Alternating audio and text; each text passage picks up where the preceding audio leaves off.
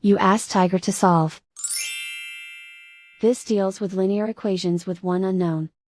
The final result is b equals 17/10. Let's solve it step by step.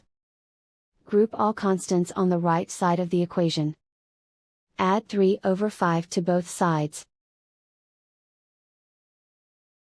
Combine the fractions. Combine the numerators.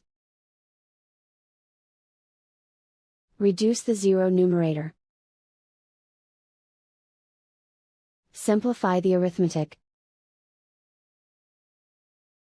Find the lowest common denominator. Multiply the denominators. Multiply the numerators.